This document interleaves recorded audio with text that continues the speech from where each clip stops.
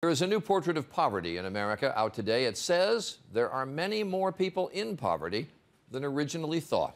Here's David Muir. The new numbers paint a grim portrait. 1 in 6 Americans now in poverty, 7 million more than the government's official number. We haven't had poverty rates this high, especially for certain groups, for 25 or 30 years. 18% of Americans 65 and older, nearly 7.1 million, in poverty, 3 million more than earlier estimates. 27 million people 18 to 64 now below the poverty line, and children, 13.3 million of them in poverty. What do you want for dinner? The U.S. Census sets the poverty line at $22,050 a year for a family of 4. But this report looked at family spending, health care, child care, and they looked at where you live. In big cities, your money doesn't go as far. At the Union Rescue Mission in Los Angeles, it's come to this, converting nearly every room, even their offices, into shelter space.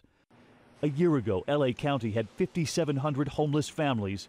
Today, 8,100. You guys doing okay? Much as we're hearing, a lot of really trying to turn the economy around, I think beneath the surface, we're still seeing unemployment, foreclosure, really bringing forth this new face of homelessness.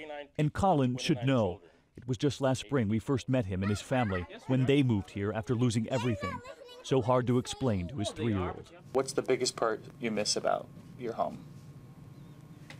Well, my dollies. 6 months later, Colin now works here, helping other families like his. Monique Sims and her husband lost jobs in construction and retail. With a new baby and a 12-year-old son, she never thought she'd be homeless. It's really, really, really hard, especially having to look at my son knowing that, I can't give him what he normally has. And so we asked the experts today, what's driving this? And they told us the key component right now, of course, is unemployment.